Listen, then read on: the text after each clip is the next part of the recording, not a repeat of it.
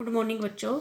आज हम अध्याय 11 क्षेत्रमिति पढ़ेंगे, जिसको इंग्लिश में मेंसुरेशन कहते हैं। ठीक है, तो क्षेत्रमिति स्टार्ट करने से पहले आपको क्या कहते हैं, इन आकारों के क्या कहते हैं, परिमाप और क्षेत्रफल क्या होने चाहिए आपको मालूम होने चाहिए। ठीक है, तो ये आपने छोटी क्लासेज में भी पढ़ रखे हैं, 6-7 में पढ़ रखे हैं, लेकिन मैं दोबारा से बताऊंगी। आपके पास क्या है, इसी तरह से आपने क्या कहते हैं सारणी बनानी है।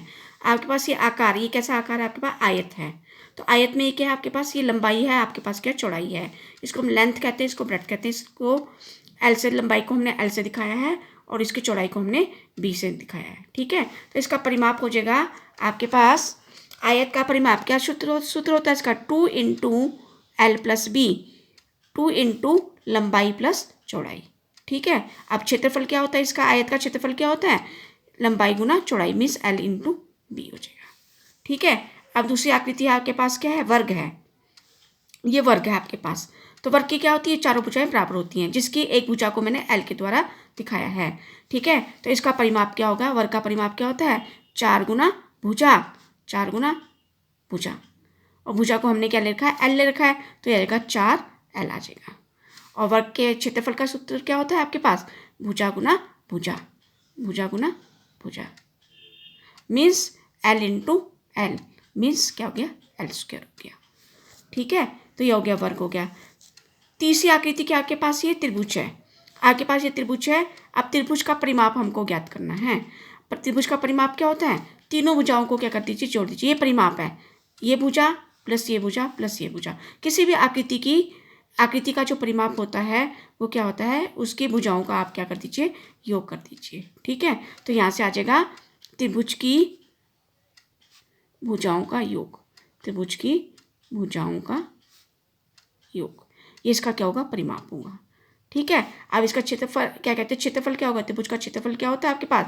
अच्छा, आपने ये एच ले रखा मैंने, ठीक है। ऊंचाई, ऊंचाई कौन सी लेनी है आपने, जिसके ऊपर क्या कहते हैं, ये लंब खींचा हुआ है, जिस भुजा के ऊपर लंब होगा वो उसका क्या कहता है, उस भुजा को हम क्या कहेंगे, आधार कहेंगे त्रिभुज में। ठीक है, समझ में आया। जिस भुजा के ऊपर आपका क्या कहते हैं, ये आपके पास ऊंचाई दे रखी है जिस भुजा के ऊपर, तो वो भुजा आपकी क्या होगी, आधार होगी। ठीक है, अगर ये आपके पास एच जो आपके पास ऊंचाई है वो इस भुजा के ऊपर दे रखी है, तो तब आपके पास आधार क्या हो जाएगा, ये वाली भुजा हो जाएगी। अगर आपके पास एच इस भुजा पर दे रखा है आपके पास, तब आधार आपके पास ये वाली भुजा हो जाएगी।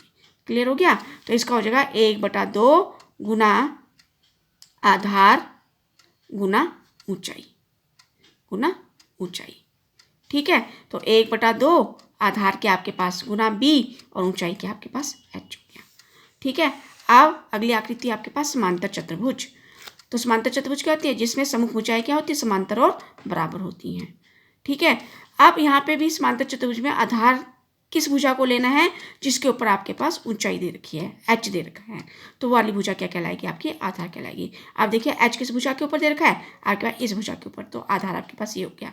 अगर एच आपके पास इस भुजा के ऊपर दे रखा है, तो आपके पास आधार ये होगा।